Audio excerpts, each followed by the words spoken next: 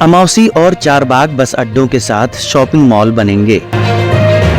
आलमबाग बस अड्डे की तर्ज पर ही इन बस अड्डों को भी पब्लिक प्राइवेट पार्टनरशिप यानी पीपीपी मॉडल पर विकसित किया जाएगा। परिवहन विभाग की ओर से तैयार किए गए प्रस्ताव को मंगलवार को राज्य सरकार की कैबिनेट बैठक में मंजूरी भी मिल गई। वहीं पहले से चयनित गोमती नगर बस अड्डे को विकसित करने के लिए जल्द ही शिलान्यास होगा।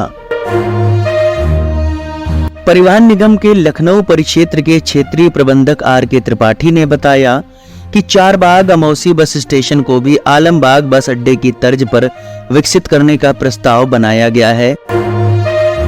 इसके तहत दोनों बस स्टेशनों पर भी नीचे बस अड्डा बनेगा और ऊपर शॉपिंग मॉल, मल्टीप्लेक्स, भूमिगत पार्किंग, दुकानें, फूड कोर्ट की सुविधाएं होंगी।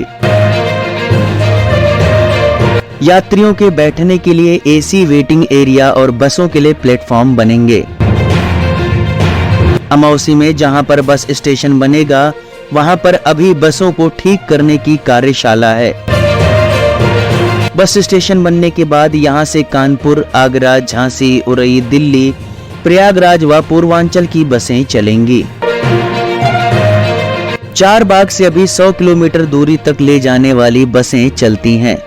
इनमें सुल्तानपुर, फतेहपुर व मोरावा आदि की बसें शामिल होती हैं। गोमती नगर बस स्टेशन को पीपीपी मॉडल पर विकसित करने की योजना पहले ही पास हो चुकी है। इसके लिए टेंडर के जरिए कंपनी का चयन भी हो गया है। अमौसी और चारबाग में भी नीचे बस अड्डा और ऊपर शॉपिंग मॉल बनेगा। शॉपिंग मॉल के साथ ही मल्टीप्लेक्स, सिनेमा, फूड कोर्ट, भूमिगत पार्किंग सहित अन्य सुविधाएं यात्रियों को मिलेंगी।